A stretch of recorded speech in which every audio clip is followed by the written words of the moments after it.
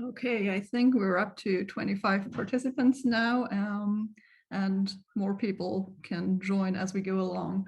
But yeah, welcome everyone, and thank you for joining us today.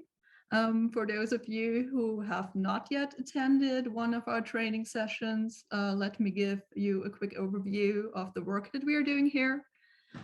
This program of trainings is part of the Global Peatlands Initiative Research Working Group, which is co-led by Professor Mark Reed from Scotland's Rural College and Diana Kopansky from the United Nations Environment Program. And the GPI Research Working Group was established in 2019, and it aims to facilitate interdisciplinary collaboration, and it helps build capacities, identify research priorities, and support collaboration for national and international research funding for peatlands. The goal is to develop a program of research that can be funded by multiple national funders alongside funding from the international community, aligned with the goals of the United Nations system. And that is integrated and coordinated at the global scale, enabling the research community to contribute to the global goals of the Global Peatlands Initiative and draw conclusions from their research of wider international significance. So what we're doing here today is a training for researchers by researchers. The Research Working Group, together with us, that is PEAT, the York Environmental Sustainability Institute, and CPEAT, is organizing a series of online training sessions for peatland researchers to help build their capacities, improve and enable interdisciplinary research, and help to advance and harmonize peatland research approaches across regions while strengthening the network by inspiring and facilitating impactful collaboration across the global peatlands research community. And this series kicked off in December of 2020, and it will carry on through to spring 2023 with sessions on research impact and research skills. So who are we? Both Nicole Sanderson and I, my name is Martina Schleipfer, are part of PEAT, that is the Peatland Early Career Researcher Action Team. And PEAT was started in 2020. And we are mostly an online community aiming to connect and support peatland early career researchers worldwide. And to this end, we are currently offering an online writing space via Zoom twice a week, with the third session possibly being added soon, catering more towards the Americans. We also have a newsletter and a website that contains various information regarding peatland research. And I think within the context of today, it might be of interest that we also have a reviewer directory on there. We will share the link to that directory in the chat. So if you're an early career researcher who is interested in doing more reviews, add your name there. If you're an editor looking for people to review papers, take a look and see if anyone in our database might be able to help with reviewing papers. And also we are organizing different seminar series such as this one with the Global Peatlands Initiative, but we've also organized our own training seminars in the past.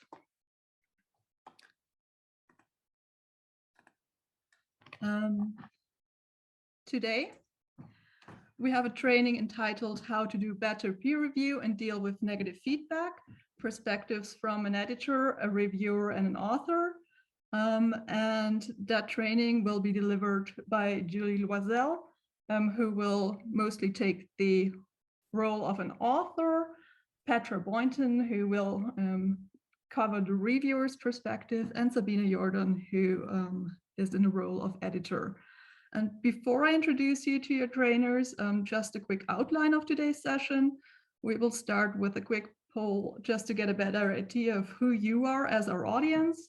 And this will be followed by a 45-minute roundtable discussion, during which we will address certain aspects of the reviewing process with our trainers. And after that, there will be ample of time to ask questions. So please do type any questions that might arise while we have the discussion into the chat box. But during the Q&A section, at the end, there will also be the option to raise your hand if you want to ask your question in person. Okay, so now let me introduce the trainers. Julie Loisel earned a bachelor's and a master's degree in physical geography at the University of Quebec in Montreal before moving to Pennsylvania's Lehigh Valley in 2008 to complete a PhD in Earth and Environmental Sciences at Lehigh University.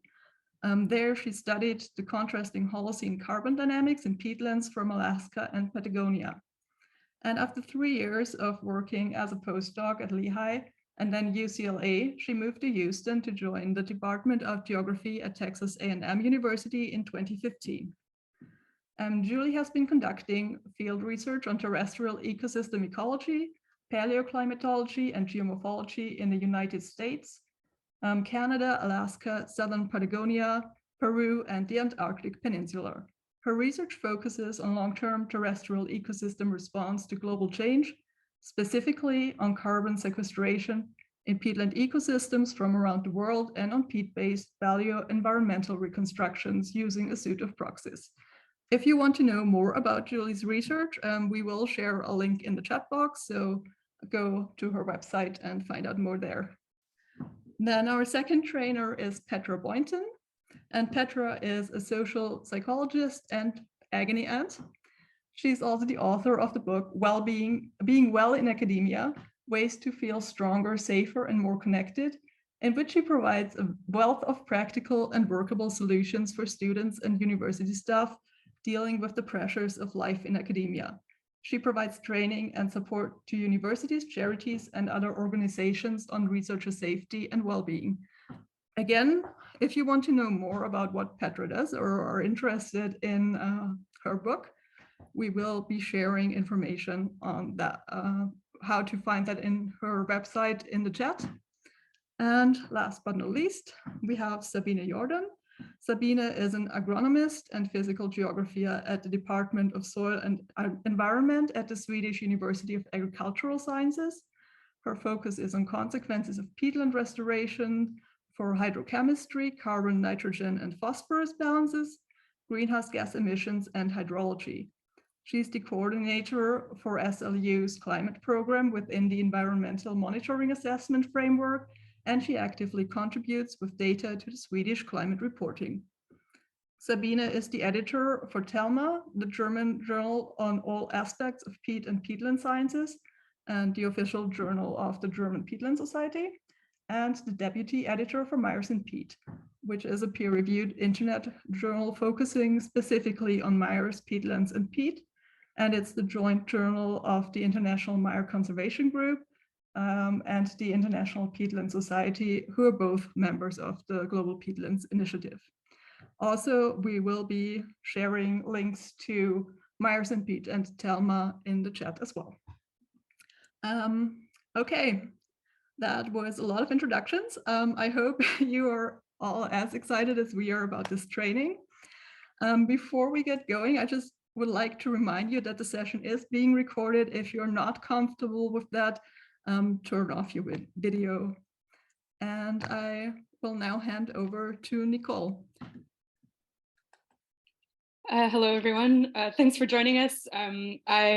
Martina's introduced me already, but I would just like to highlight how perfect of timing this session is for me. I just received an invitation to review, so I'm very excited to hear what everyone has to say about this. I'm going to share a poll with you. So there should be a link directly in the chat, but you're welcome also to either go directly to the site, wooclap.com, and click in the code, or scan from your smartphone, scan the QR code from your phone directly. I'll give you a couple seconds to connect, and as people are connecting, that's fantastic. I always see my mouse moving around.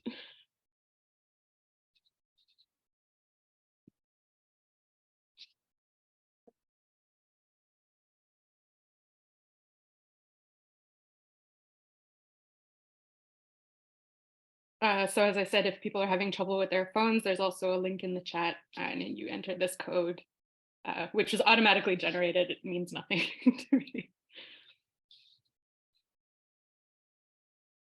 So I'll start the questions. And if anyone's still having trouble joining, just feel free to go from the link in the chat because this QR code is going to go away, but the code is still up here. So first question, what is your current level in academia? I didn't put an other, apologies for that, but are you an undergrad, a senior researcher, professor, et cetera, just to get an idea of who we have joining us today.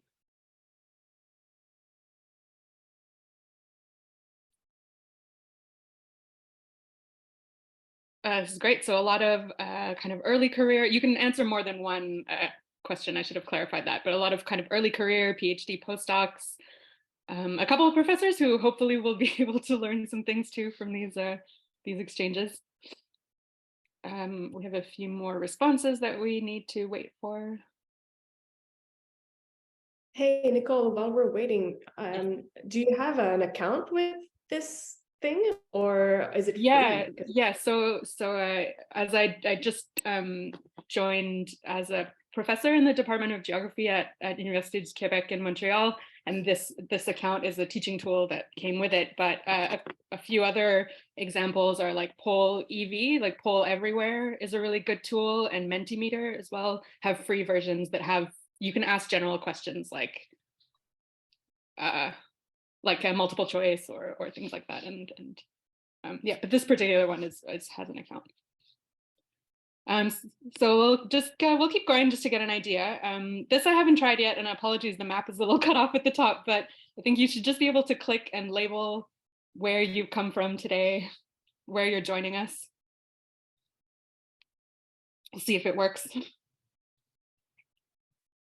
as we explore these new teaching tools as well.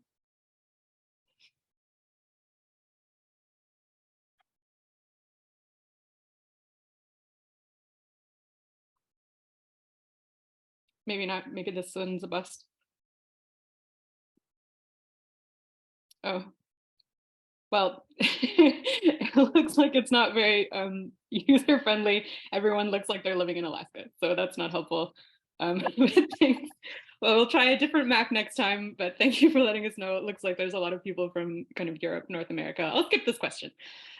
So going to the meat of our peer reviewing session, have you ever submitted a manuscript for revision as a first author?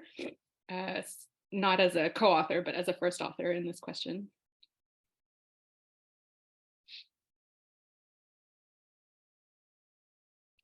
Good, thank you. It looks like most people are in the process of submitting or have submitted a few papers already.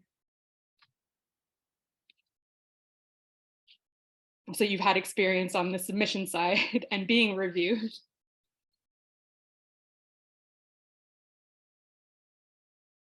Just give it a little more. It looks pretty even.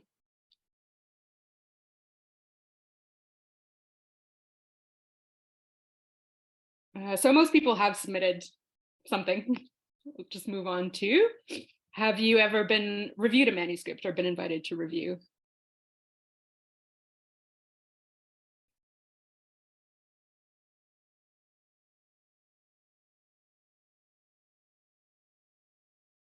Oh, quite a lot, not yet. So hopefully you'll be able to learn a lot, at least what to expect, and you'll get started right away with some good tips and tricks. Well, yeah, that's interesting. And moving right along, we have a couple more questions. So I'll read this one out. Have you ever submitted like an unpolished or sort of unfinished manuscript with the intention to finish the manuscript after the reviewing process? So taking into account input from reviewers and editors in order to kind of finish up the manuscript. A lot of no's. In practice, having received some papers to review, we're not sure about this, but hopefully everybody will leave with, again, good tips and tricks to polish off a manuscript in order to review and to take into account everyone's time. And the final question, how do you personally approach rejections and revisions to your manuscript? So are you generally aggrieved, annoyed, and ready to just scrap everything and send the manuscript to another journal without incorporating the feedback? Or you're not discouraged, but you're resubmitting, bearing in mind the same feedback. Maybe case dependent and a little tricky depending on the feedback that is received.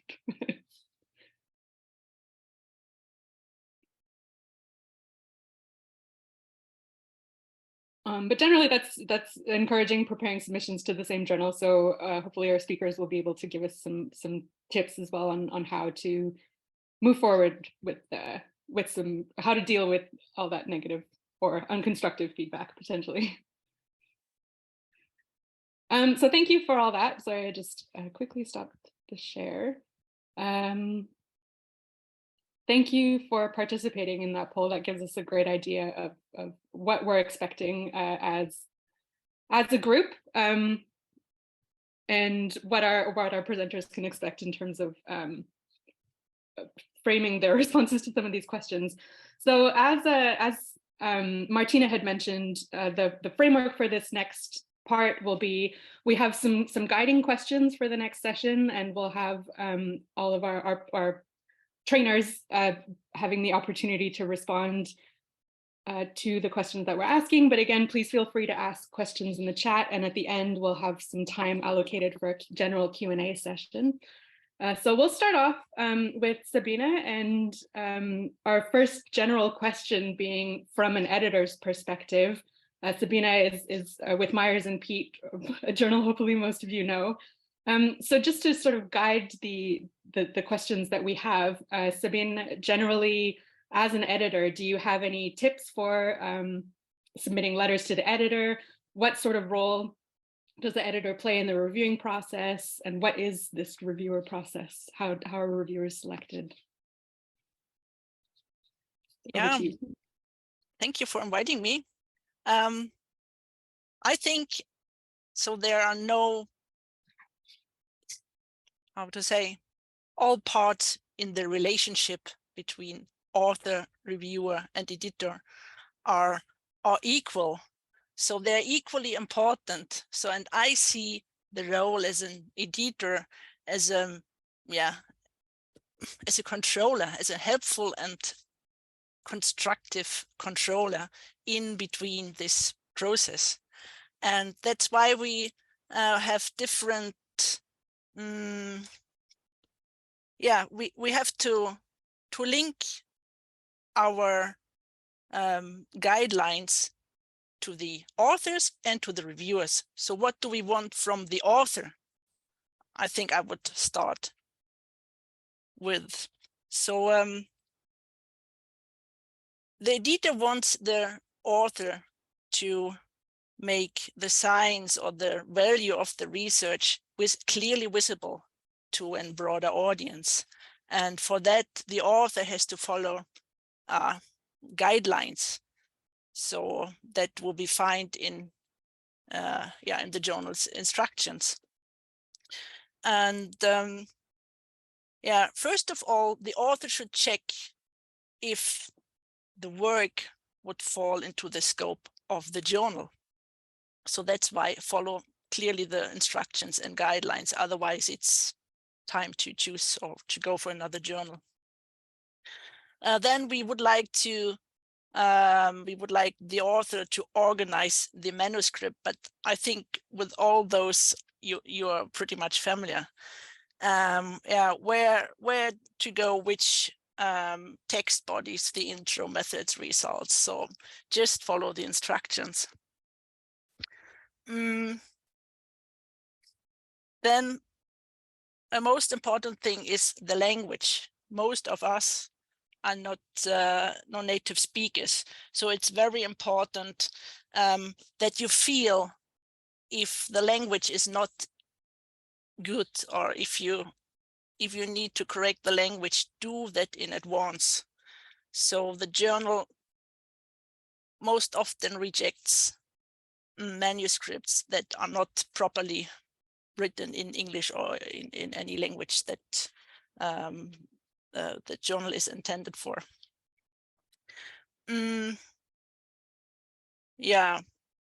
So,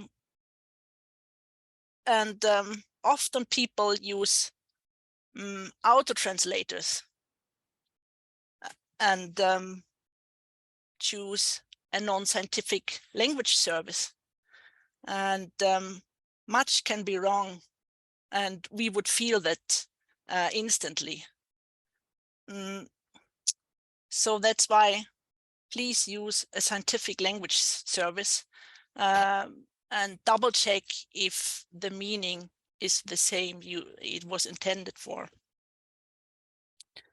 If you think you would love to stay in the academic career, then maybe it would be worthwhile to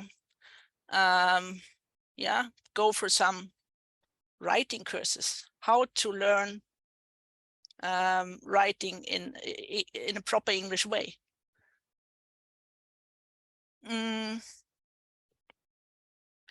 Most important, maybe not for the authors, but for us, is the referencing system.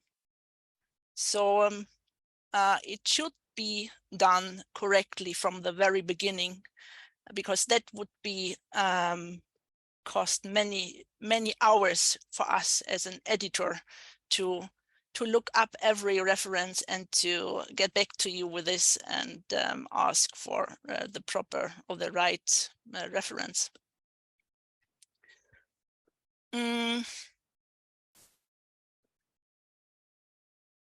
I think I would stop with those hints for the authors, and I don't know if we continue on the author side, or should I go to the reviewer side now?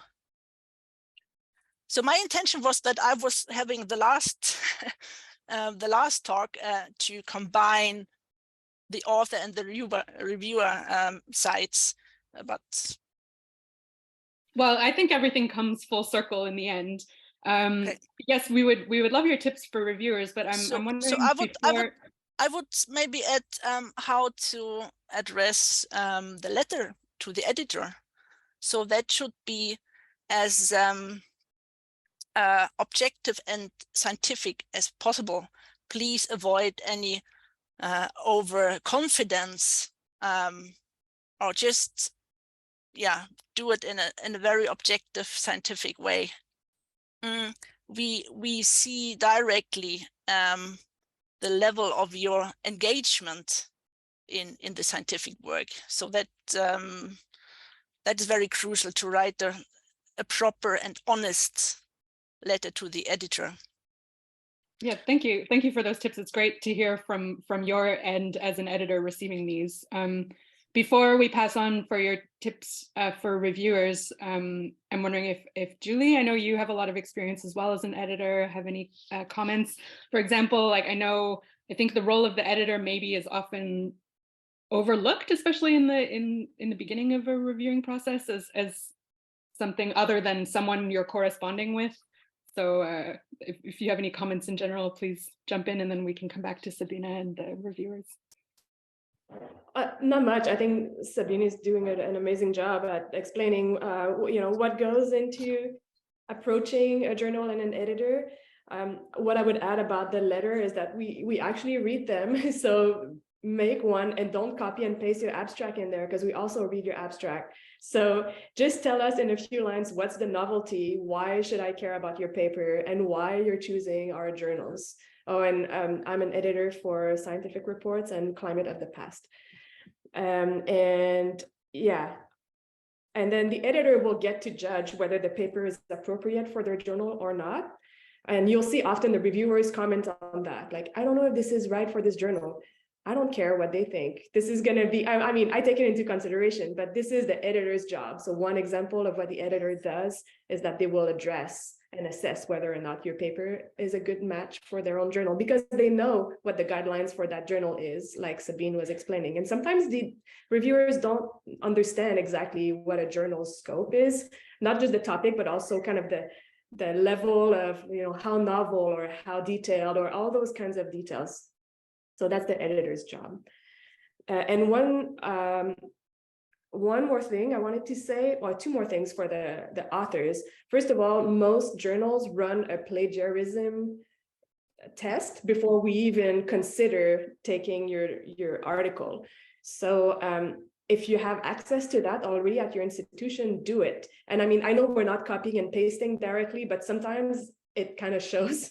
So make sure that you're not plagiarizing anything, even by mistake. So just run it into software on your own, and then you can send it to us. And the other one is, you probably noticed that oftentimes we ask for suggested reviewers. Do it. Don't put, and now there's a part of honesty here. So don't put your buddies and put them into an awkward conflict of interest situation. But it helps us sometimes, or, let's say you suggest 5 reviewers to me. Well, maybe I'll pick one. So it's really worth a shot.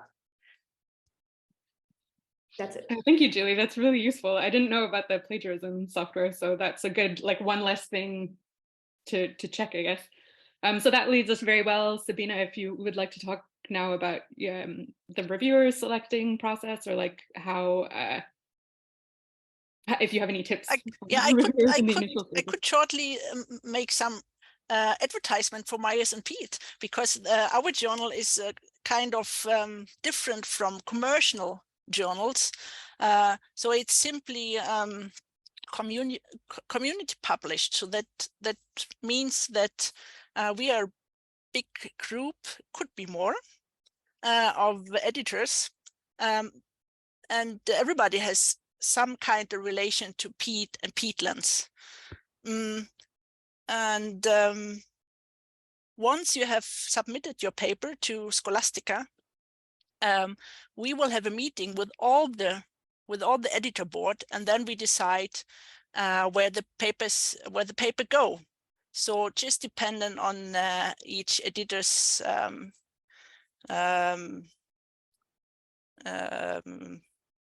how to say, Vermögen, Martina, ability or scientific background.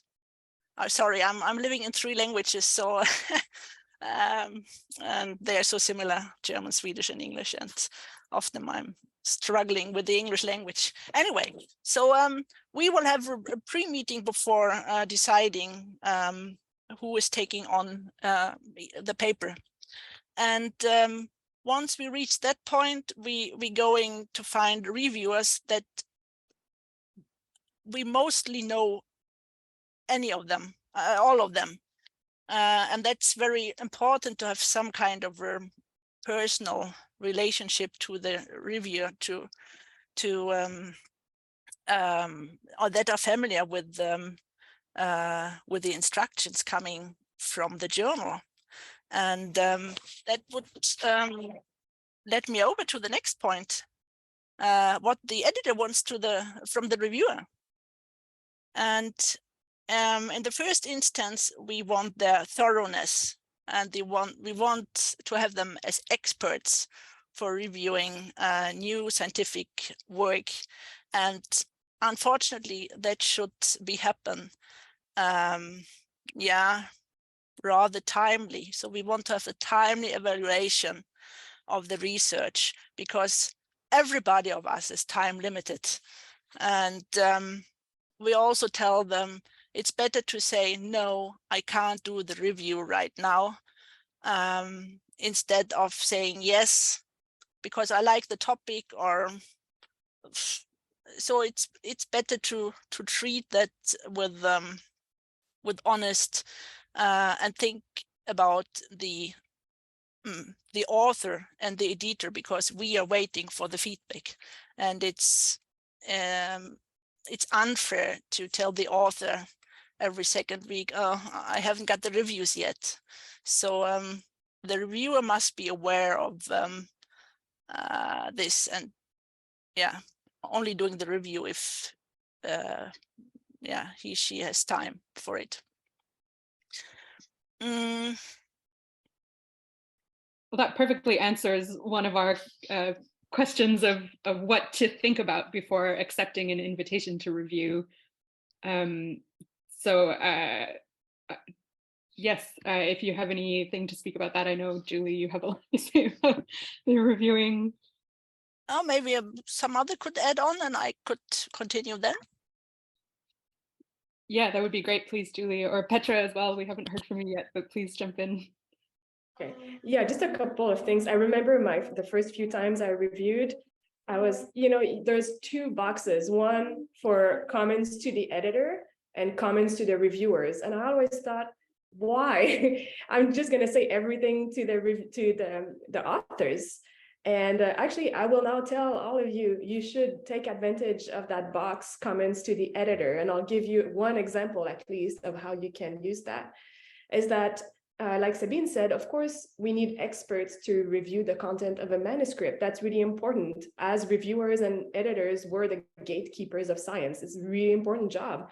And how many times have we read papers that were like, how did that ever get published? You don't want to be the reviewer or the editor of those papers, right?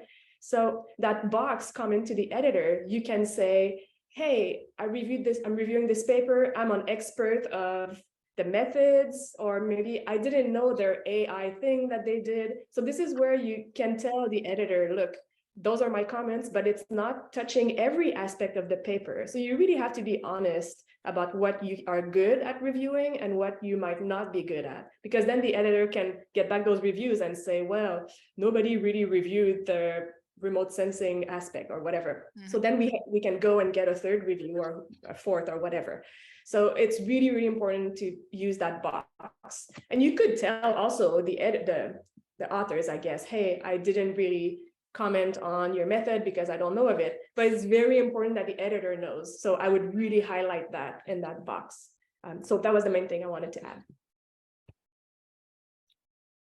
Thank you very much. So Sabina, you had some other points of helping with reviews from the editor. Yeah, so as far the editor receives the review, it does not have to be submitted one-to-one to the editor, to the author, because in the end we don't want to send out nasty reviews. So it's our role to feel, okay, the review was good or bad, or maybe we should avoid some comments, sending it out to the authors.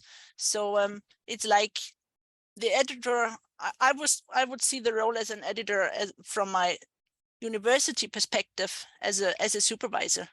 So the editor should help the author, like the supervisor is the student, to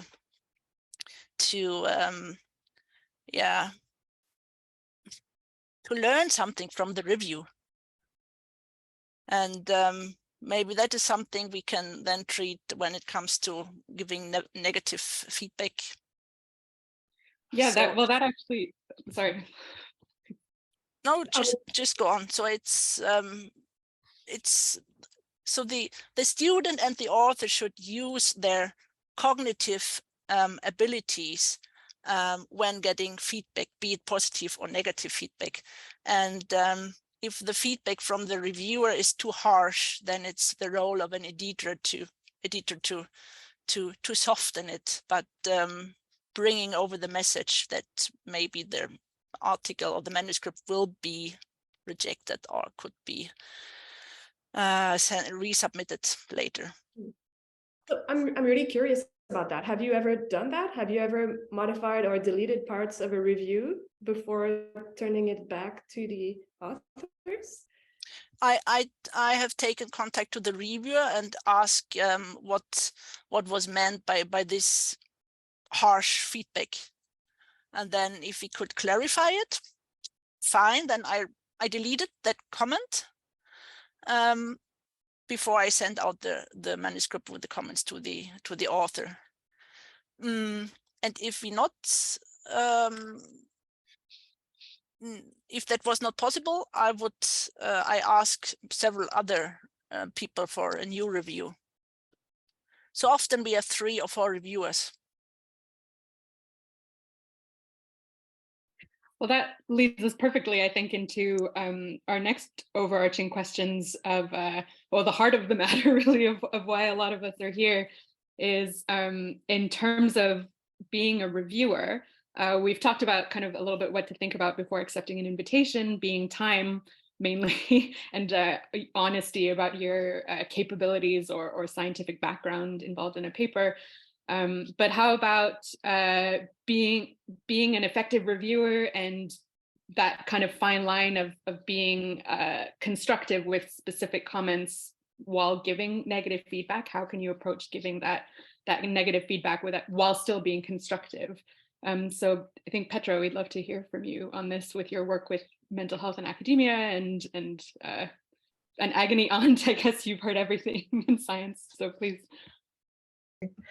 I would say the way I review is I review as if it's for me, as in what would I like to receive back, and that is usually detail, constructive information. From an agony aunt perspective, it's that a lot of advice tells people what to do but never how to do it. So saying, well, this paper is wrong or outdated, or you didn't say this, doesn't help the person put the thing right. So for every sort of criticism I want to make, or question or concern I want to raise, I would try and point them towards something that they might want to read or do or rethink or rewrite. And again, as others have said, that might be something I share privately with the editor, as in, I think this needs a rewrite completely, or perhaps it's just not ready for publication yet.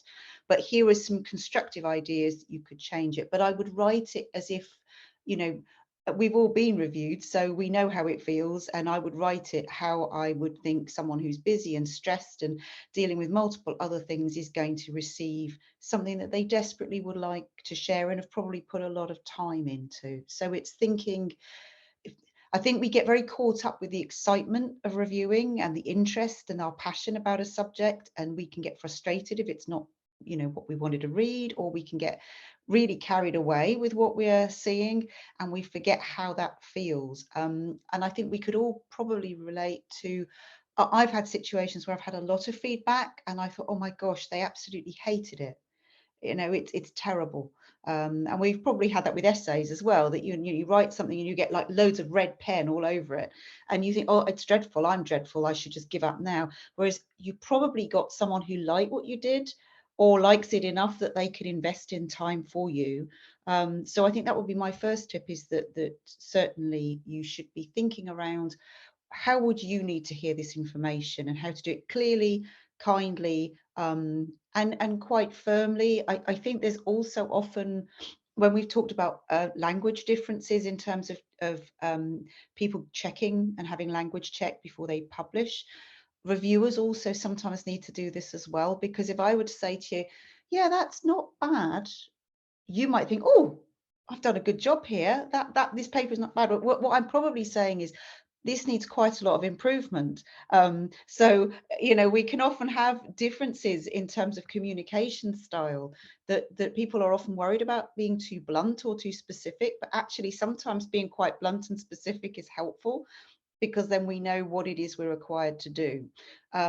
Some journals do have systems where you'll get points of whether the work is of a standard or not. Some people find that very helpful. If it's not there, you can impose some of those rubrics on yourself, that, you know, what would you almost mark this, and where does it need to change or go. So I think that's my first tip. I think the other thing I would say is that we always forget you can volunteer to be a reviewer. I think we assume that reviewers are special people that you get secretly recruited at some point when you've done enough academic stuff, whereas actually you can ask to be a reviewer whenever you want to, really, and generally editors, I think, are delighted. You might find that if you're very early in your career, you think, oh, I mustn't do this, I don't know enough, but actually you probably do know more than you think you do. Some journals will have a kind of requirement of how experienced you need to be, but I would generally say, if you think you can contribute and you have expertise in a particular method or topic or skill or area, that you could sign up.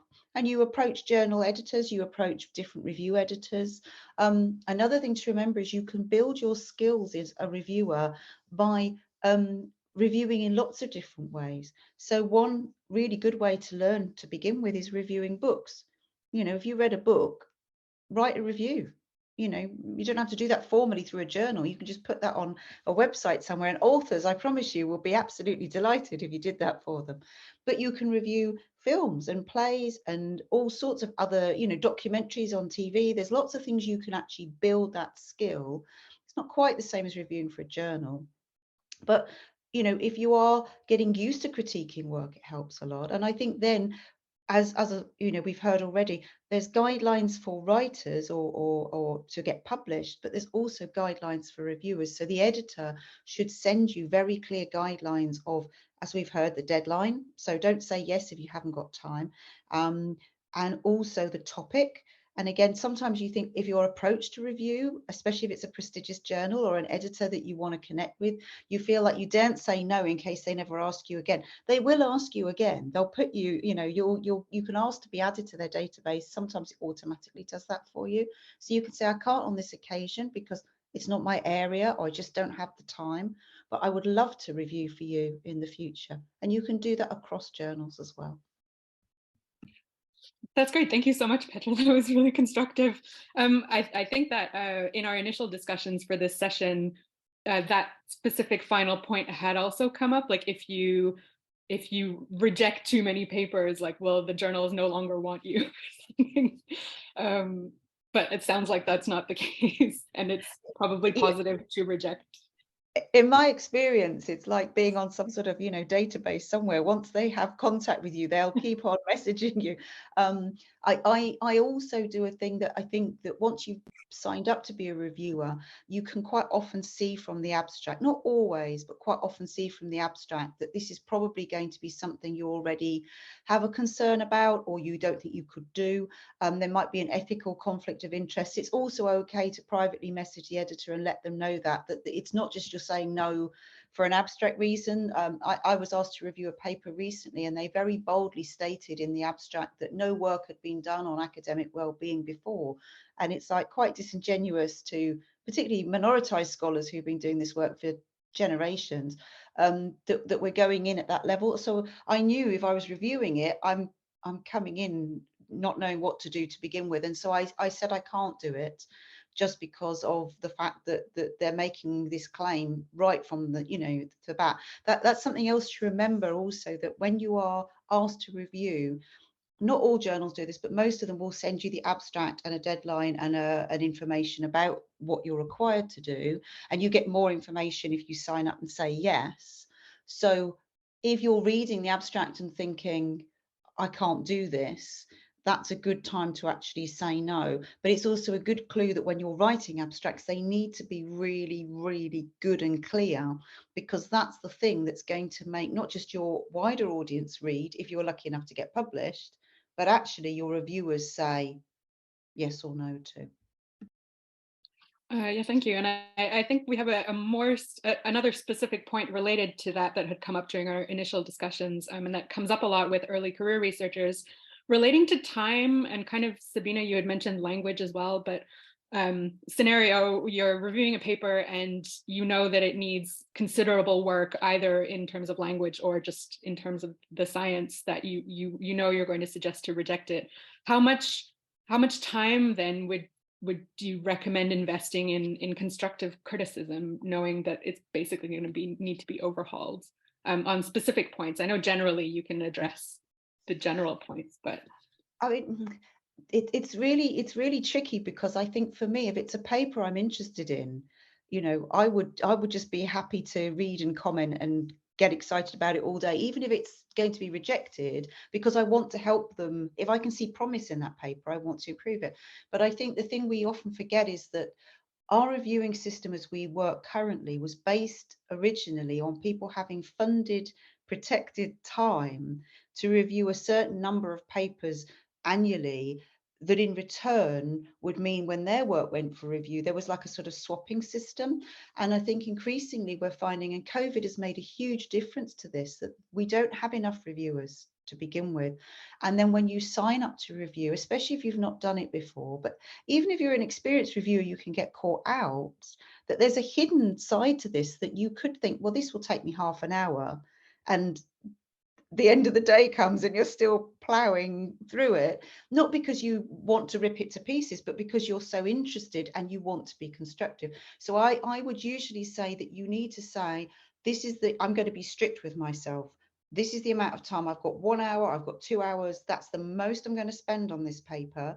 If you're reviewing grants or other bigger projects, you might give it a bit more time, but I would say really, and sometimes journals will sort of be able to tell you how long to spend, especially if you're new. You can ask the editor and say, I've never done this before.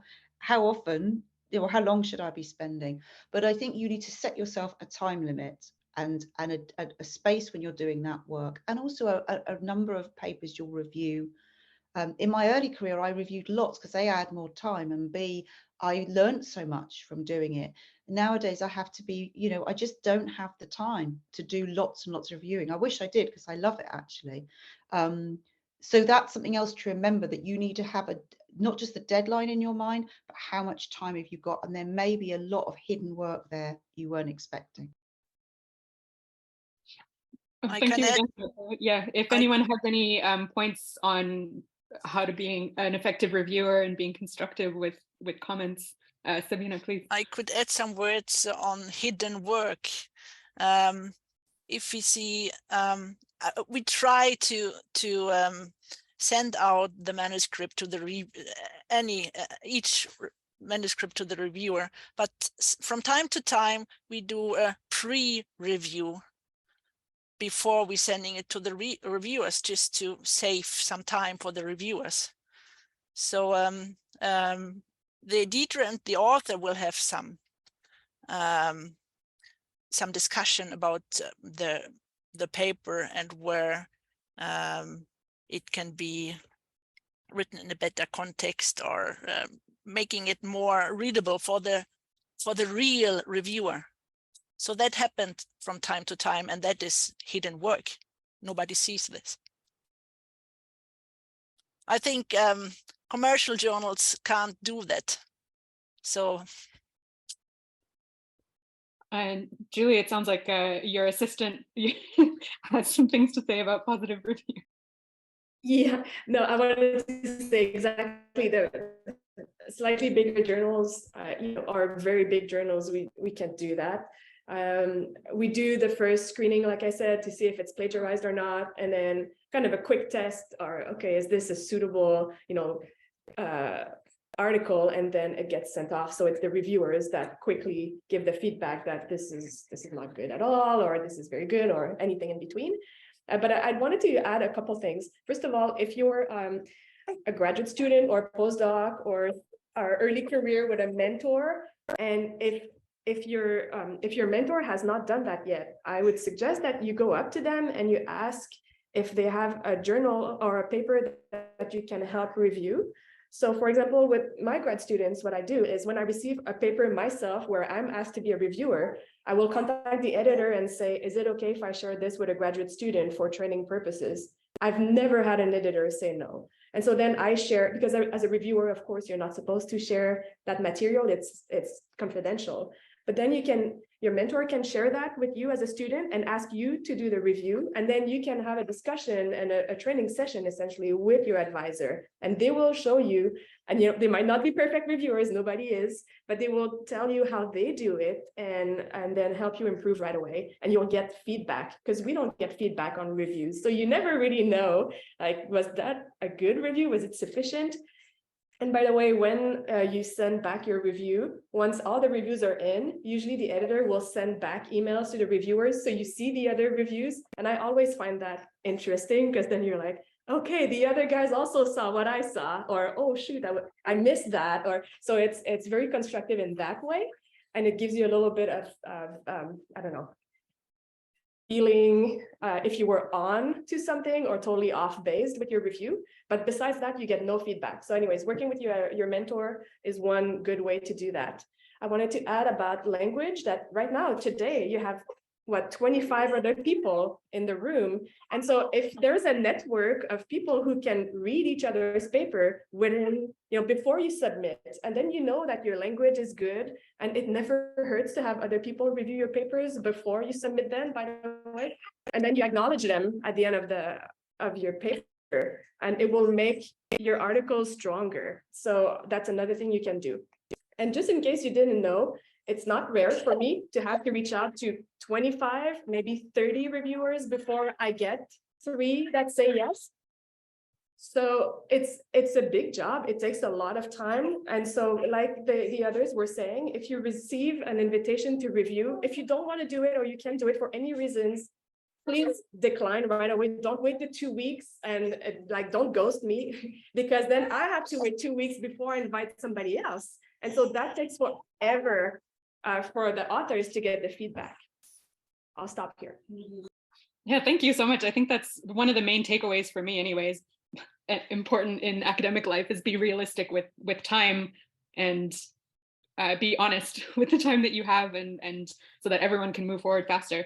I would insert a little plug for our the Peatland Early Career, what are we now, action team. I'll just recopy the site in the chat, but if people are looking, not to say that we offer this service, but we have a network where perhaps you could find someone either via Twitter or Slack who could help with language for the paper. So we have helped a few people in the past, depending on our members' time. So just inserting that little plug, very fortuitously timed. Thank you, Julie. I think that takes us very well into our last perspective, really from the point of view of an author. We've talked about, the editor is your friend, and Sabine, I think you illustrated that very well with like the author as the student and the editor as the supervisor who's trying to help you move forwards. But what about receiving negative feedback? So many of our participants from the poll in the beginning stated that they hadn't yet submitted papers or had yet to receive reviews, or even issue a review. But how about if you do receive that's a sort of not necessarily negative feedback, but maybe unconstructive, how then can you move forward with that? Julie, we had you listed as the first contact person for that, so please lead us in. Okay, well, that's hard, right? So it depends on so much, but I think the first thing, and that's easier said than done, but you need to have some degrees of separation between your work and yourself. Because I think the people I know that are receiving critique the most harshly is because they take it like a personal attack. And it's not. And I know that some comments can be nasty, but most of it, once you take a breather, they try to be constructive. They might just not have a very good way of communicating it. But if you think about it, like from a pragmatic perspective, and what the reviewers want to do is not to crash you. It's not to reject your paper. It's to help you make it better. And they might be really misunderstanding some of the things you did. And it might be their fault, it might be your fault, and so they're just trying to communicate that. So when you try to read it from that perspective, I think it really helps, but it still takes, it takes some time. So I would say it really depends, but sometimes, don't open it right away. Sometimes it just helps. Like if you receive it, you can just wait maybe a day. If you're tired, do not open it. Wait until the next morning or whenever you will have time to actually sit and ponder. The second thing is you don't have to act on every comment. So, some comments you'll be like, oh gosh, I'm so happy this person spotted that. Oh yeah, now it's so much better explained. Thank you, reviewer. And you can integrate that into your text. But sometimes there's real comments and they can be very constructive, but you can completely disagree with, and that's okay. And so you then it's work on you, because you have to then justify why this you think is wrong. But so there, you don't have to just take it all like it's an adult telling you what to do. It's not that. It's a dialogue with a colleague in your field. So so you can say no to some comments.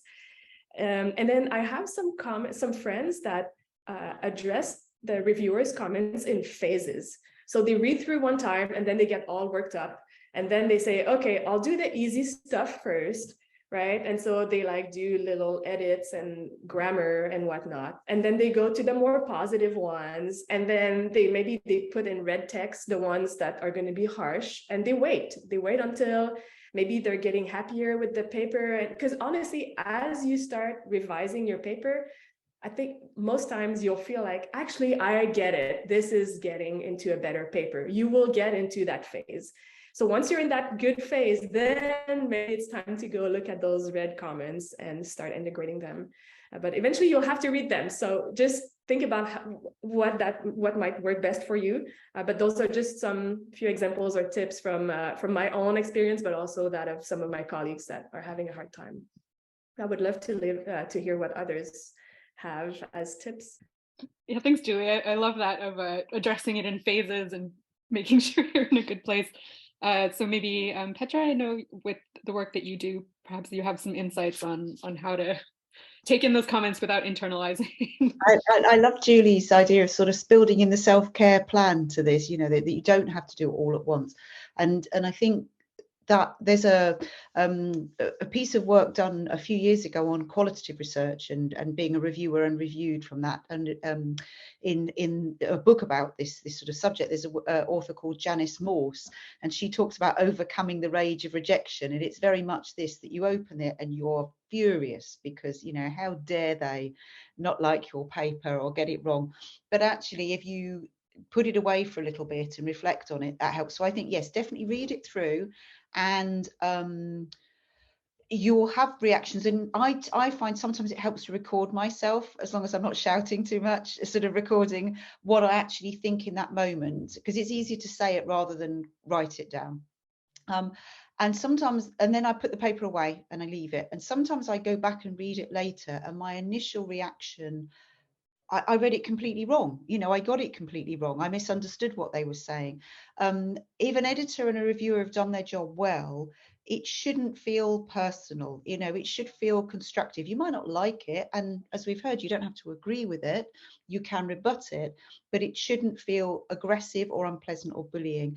Sadly, there are problems of this, and I would say if you read it through and maybe get a colleague to check it, and you've gone through it and it still feels personal or upsetting, you know, maybe there's comments about, you know, I don't know why this person's even bothered, or something that's quite dismissive, I generally would go back to the editor at that point and say, I'm actually quite alarmed at this. You know, why has this been sent?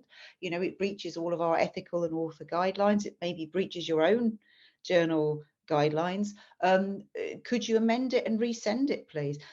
It's rare this happens, and you know, with editors being so busy, they are obviously very careful to not let it happen, but sometimes it does. And I think if it does, you are, you know, certainly able to say either when you send back everything or even at the outset that it needs challenging. So I think it's the building in time, reading it, then coming back to it. I think sometimes doing, you know, as we've heard, talking it through with a colleague or more than one person. If there's co-edit, you know, co-authors, everybody reads it either together or separately, usually with cake and some kind of, you know, comfort thing going on, either together in person or on Zoom or whatever. And you can all there have a good old moan about how you don't like the feedback, because, you know, generally we don't. Although I think it's important to note we kind of talk this aspect up a lot, and I would say in my experience I've had a couple of maybe one or two really horrible reviews that felt overly personal and unnecessary. I've had several where they got it wrong. So for example, in one paper I wrote, we used a questionnaire that was specifically designed to be retranslated and reinterpreted, and the reviewer said, I don't want, you know, I'm not, one of the reviewers liked the paper and the other one said reject, and they didn't want it because they said we'd messed around with a standardized measure.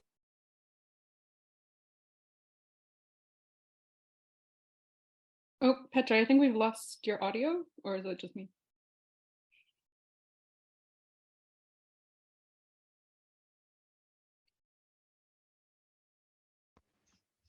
Sorry, can you hear me now? Yes. Okay, sorry. I've got a new laptop and it doesn't like me talking. It keeps resetting me.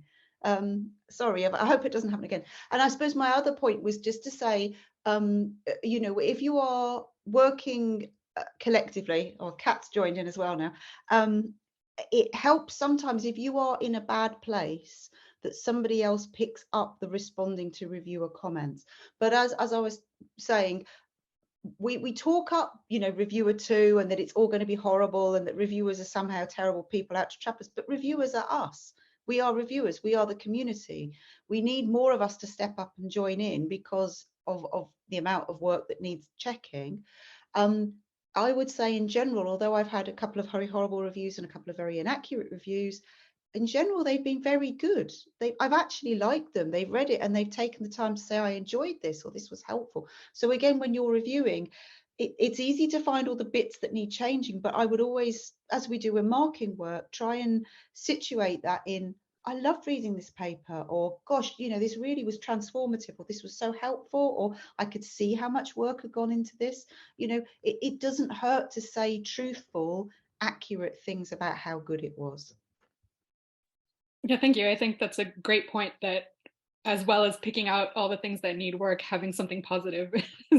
Like, there are always positive things in anything that's submitted. So to highlight those is a great idea. I think just to wrap up this discussion, maybe Sabine, you'd like to come back and as you said at the beginning, sort of bring together the reviewer and authors things and how that's helpful for an editor. You've already explained this role of an editor as a supervisor, like bringing everyone together and having a good experience. But how about maybe not so much dealing with negative feedback, as you've mentioned already, how you deal with that as an editor, but what about something that's unconstructive or unhelpful for an author? If an author responds to you and say, hey, this isn't really constructive for me, how would you deal with that?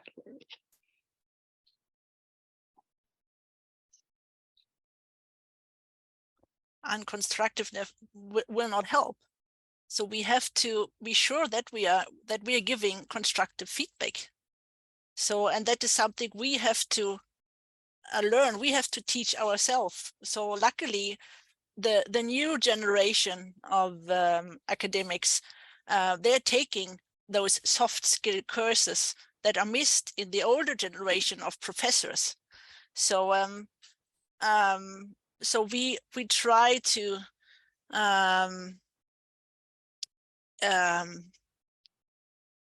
to put ourselves into the situation of a student or an author. The older professors, they just came and said, oh, that was bad, do it again or go home.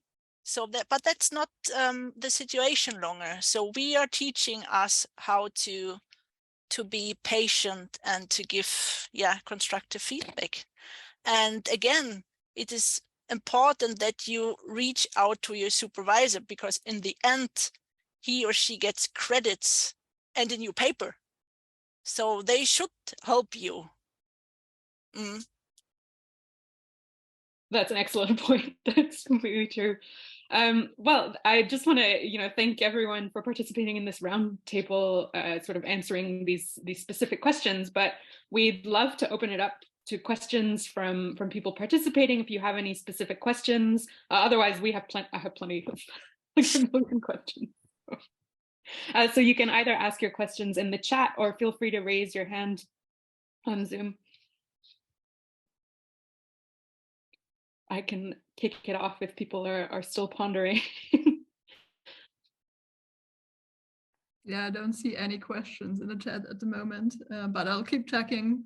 But if you want to continue, Nicole, I'll jump in case something. Julie, you had a comment? I saw your hand. I have a question. No, I'm kidding. No, so something, I do have questions. Something that has been brought up multiple times is, how much do I need to rewrite a paper? How much is this about language versus content? And there's no easy answer. And so that's why it is actually a question. I want to know what the others are thinking. But to me, the role of the reviewer is to assess the methods, the scientific content, not so much to rewrite the paper. And I've been going down that trap many times of kind of ending up rewriting a paper. And I just don't know. We have so little time as reviewers, and with everything else that we do. I think what would be useful, and I've been one of those writing very short reviews actually sometimes, because I say, look, I really like the content. I really like this data set. It's important. I like the approach. But right now, your methods is mixed with your introduction, and I give maybe 4 or 5 constructive examples of how they can be structured.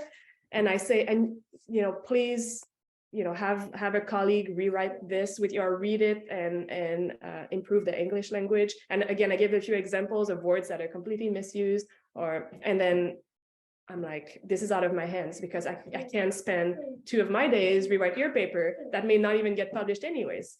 So that's been my take, but I'm sure others have different views on that. So Julie, you are not moving around text passages as a reviewer. So if you just explain, if you would move this line from the discussion to the result or vice versa, you just write, okay, restructure, because you have not enough time. Well, I provide some examples. For example, if the paper, I don't know, is about peatland remote sensing, and I read the introduction and there's pretty much no remote sensing, I'll say, hey, I'm reading this and I don't see any information about why is remote sensing useful in your study. You need this. So it's not details, but it's still constructive in that it allows a general additional level of information. Or yeah, if there's some results in the methods, I'll say all of this should be moved, but without rewriting the paper. That's what I mean. Do not rewrite the paper. I was going to add to that. I think that as with research or anything, it's not for someone to rewrite for you. Even if you're working with collaborators, they will be doing work beside you. And so that would be almost like a red flag for me, that if I'm going through a paper and I feel like I've got to rewrite it, I would often maybe stop and say to the editor, I feel like this needs an enormous amount of work, and I would go back and maybe use a couple of examples, but say, actually, you need to do a lot more work with it. I think that there is, and it depends what discipline you're in, but I think still there's this publish or perish mentality, and I think there are bits that are changing and we are getting better at considering sort of work-life balance and things, but there is still this real pressure to get your work out there. And I think quite a lot of people are doing research without adequate research training, and B, publishing without adequate writing training. And there's an assumption that because you've got to a particular point, you know how to write, whereas actually it's an ongoing learning. So I would say, things like critical appraisal skills, like how to actually read a paper and close read it, is great because it makes you a good reviewer, but it also makes you a really good writer. And if you're not sure about things, especially if you get a paper back and the feedback is generally a lot around the grammar or the punctuation or the structure, or that you've left key things out, that can be very disheartening, I think, to hear. And I know some people have said that it's not fair and we shouldn't comment on that level, but actually if the reviewer can't follow what you've done, no one else is going to be able to either. And I think if you're getting a lot of feedback that suggests it might be that at this time you need to focus on learning to write better and then come back to try and get it published, rather than keep on just trying to get that paper in somewhere. I've certainly seen people say, well, this is my target journal, and if I can't get in there, I'll go for this journal and this journal. And they just keep going for different journals rather than taking on board. So even if a journal rejects you, if you're getting feedback that says, learn about writing, learn about, argument, learn about how to describe what's going on, restructure this, your analysis needs doing, they're not saying you're a terrible person. They're saying, go away and do that stuff and then come back and try again. It's a good point. And hopefully maybe have someone on your team with a lot of these team projects who can help with the language or organizing the paper. So we have a question in the chat about how would you define the difference between a minor or major revision? So I suppose as you as a reviewer, what would your criteria be between the two?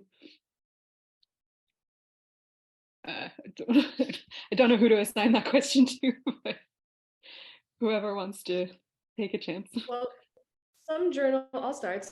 Some journals have a definition on the reviewer's side. So you see it in like the little form that you fill out.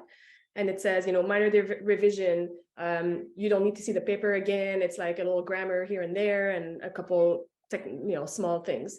Other journals do not provide a definition. So then it's a little kind of soft line between what a minor and a major is. I don't know, personally, yeah, if that manuscript, I would like to see it again and review it a second time, then that means it's major. That's how I kind of cut it. And if it's minor, then the editor could read the response to the reviewer's comments and assess if they have been addressed. That's minor. And then Sabine, as an editor, Yeah, I would, presumably you get a bunch of different responses from different I would see it like Julie, but myself as an author, often it's so you get major rejection and you feel, oh, that's easy, it's just a minor. So it's maybe up to one's own personality or.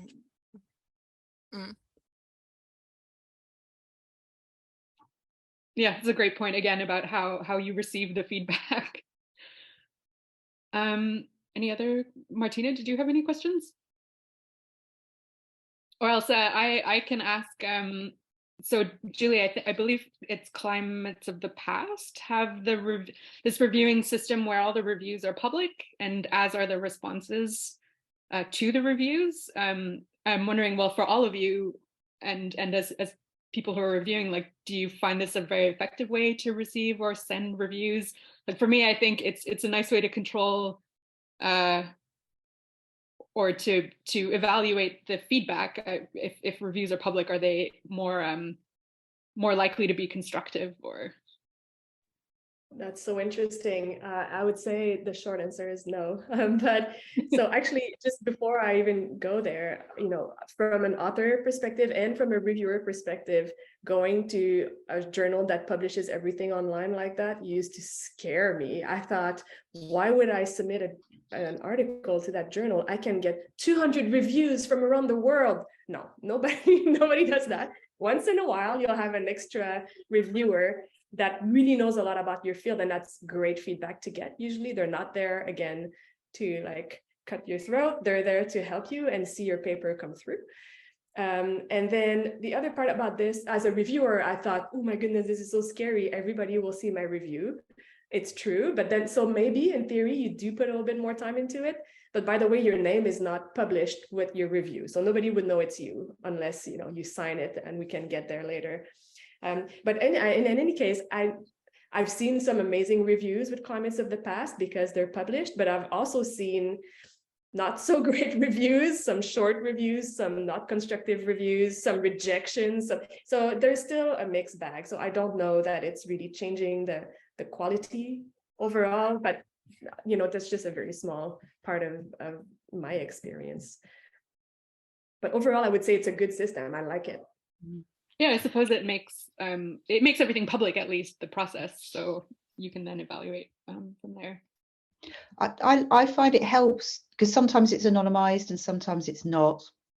I find it helps to imagine that everything is not anonymous and that actually it would be public, almost as if I'm sitting there across the table telling the person. And sometimes when I review, I actually do it like that. I'm sitting there reading the thing and I'm talking to it, and I'll just get that transcribed and tidied up later, because it helps me, I think, be ethical and be collegiate, and just to make sure that in my enthusiasm that I'm not sort of coming across as abrupt or misleading or in any way unhelpful. And it's interesting, I think, that the whole, whether we have information anonymized or not, or whether we have reviews that are open to see, there's been some concern. I think the minoritized scholars are particularly at risk in terms of being more likely to be targeted or bullied by either bullying reviews or complaints that their reviews are inadequate. So I think in all this, there's a need to think about sort of access and inclusivity and time, and where we think about, I've certainly seen reviews come back that I've spent ages putting stuff together, and the second review has just written 2 lines, and I know that there is, and there's a well documented, particularly gender inequality around who does more reviews but who takes more time over them, and then also the burdens of time, but you could add into that lots of scholars are working in different areas and facing different barriers. So how do we make it easier for people to review or to write?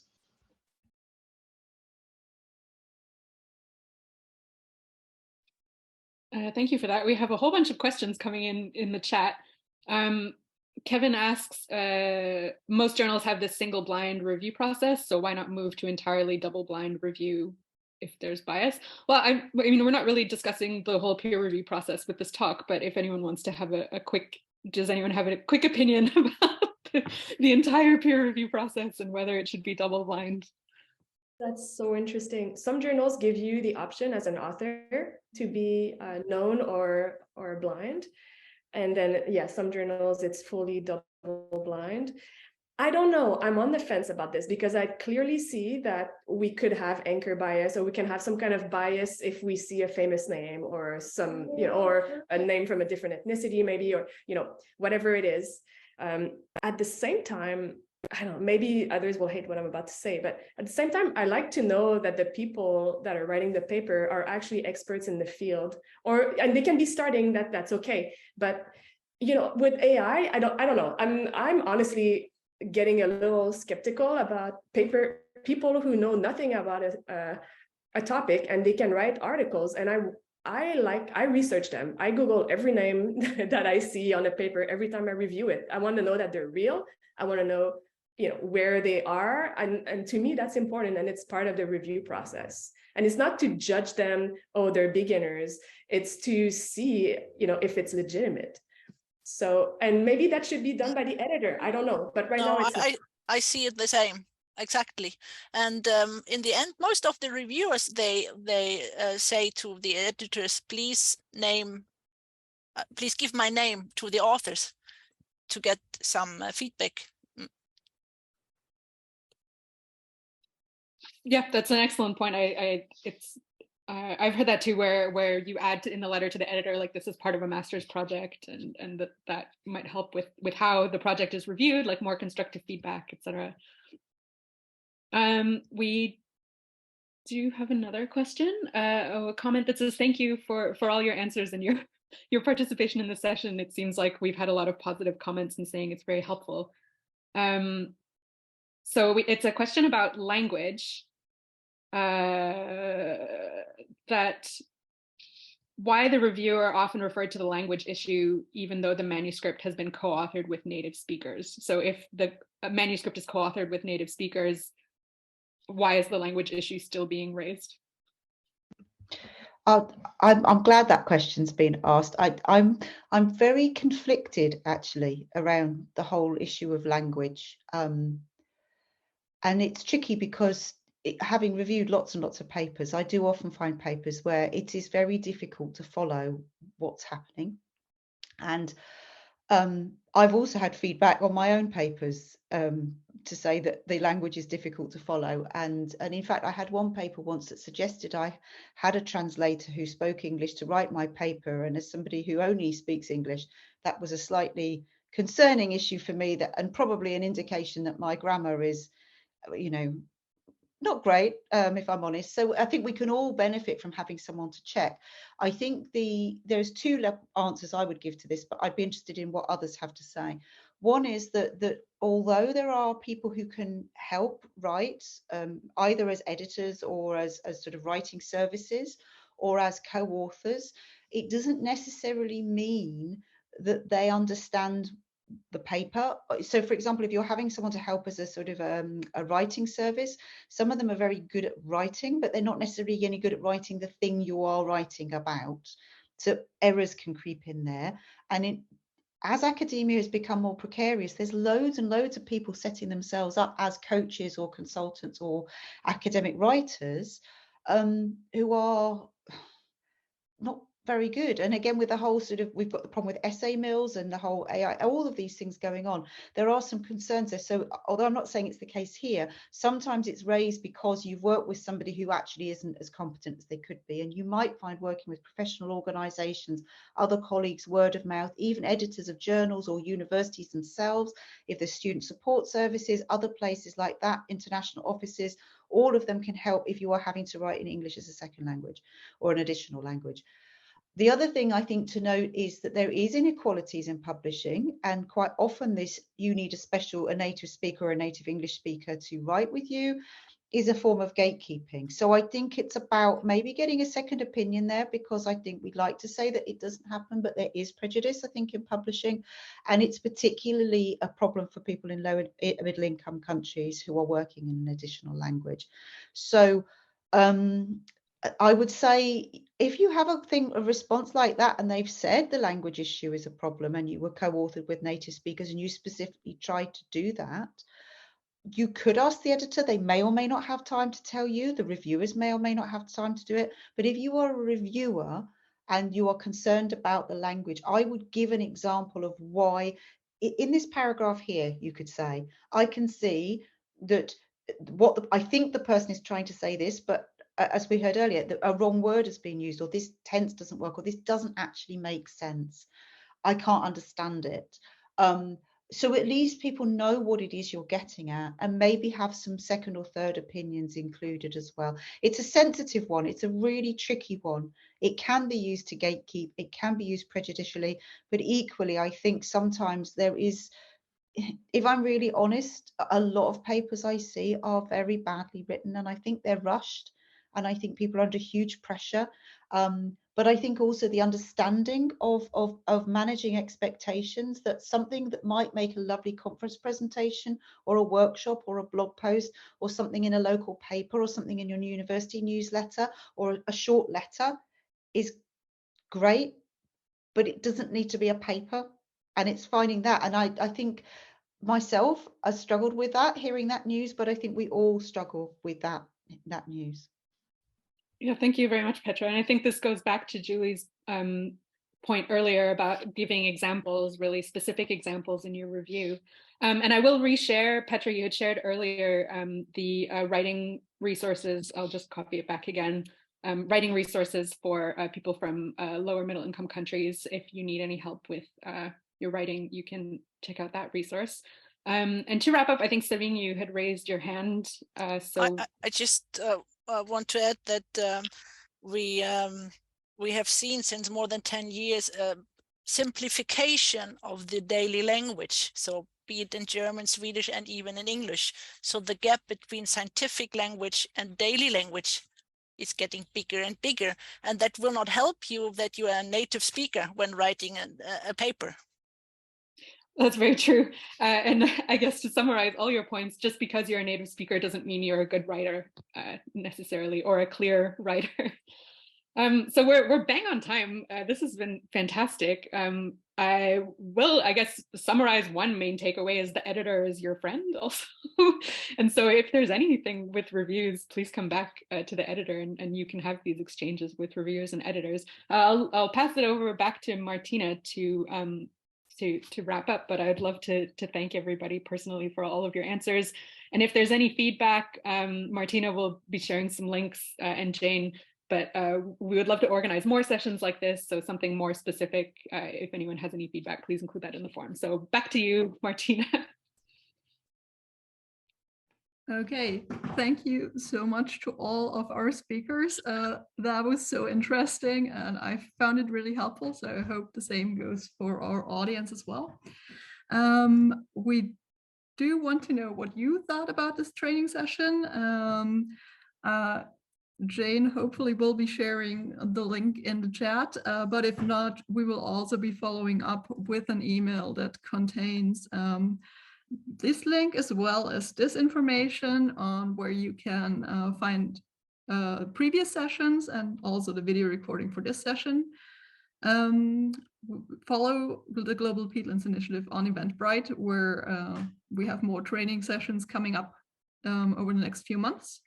And most of us are on Twitter, either with a personal account or Myers and Pete and CP pages are also on there, so that they might be worth following as well.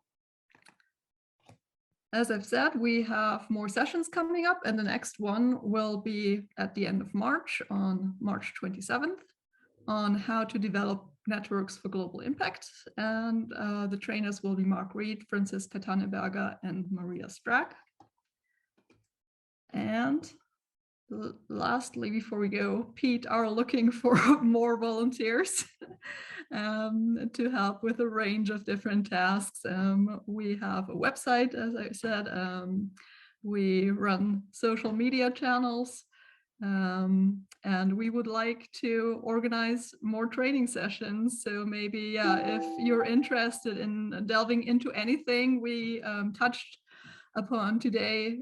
If you want us to delve into this deeper, please let us know either on Twitter, via email, or the contact form on our website. And we'll see if we can get anything arranged, or if you want to volunteer, you can be the one helping arrange such a training session. And yeah, with that, thank you so much again to our speakers and to you as our audience for joining us today.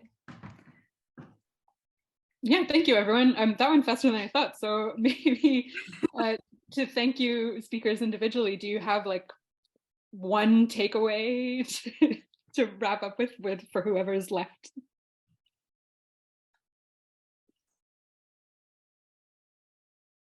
Nope. I was going to say, sorry, I was going to say, we still got some people, we have still got some people left. I was just saying, apart from thank you for having me, I could talk about this all day, but thankfully you're going to be spared that. I was just going to say that the more you do this, it's practice. The more you write, the more you appraise, the more you go through things, it's better. You know, I'm very confident at this now, and I teach this now, and I talk about this now a lot, and I'm passionate about it. But I had to do an appraisal, like a review thing of a paper for my undergraduate degree, and I failed it because I just couldn't do it. And a lot of this is, the more you do it, the easier it gets, at least to review. It's still hard to be reviewed, but you know, it's also you learn, and I'm infinitely better through having a good editor, for sure. Thank you for having me, and thank you for all of you to be here. And I would second that. I'd say, yeah, you need practice, and also to improve, I think, go to your research group, go to your department, or go to networks like Pete, and find people that have the same or complementary interest and expertise as yours. Read their papers, have them read your papers. They're not going to steal your ideas. It's okay. There's so many ideas out there. Don't worry. They're not going to steal your stuff. At some point, I think we all need help to become better writers, better reviewers, and that's a great. Yeah, thank you so much for taking the time. We know you're all really busy, but yeah, that was a really helpful session, I think, to everybody. And just to give me the word as well, Yes, unfortunately, this time you will be count on your publications, publish, and you often forget about your free time or the rest of your life. Don't get stressed with it. Take you some time out and then practice your text, or maybe your role as a reviewer. So that will help you. Thank you. Yeah, that was really good advice as well to wrap up. So thanks so much, and see you in March, hopefully.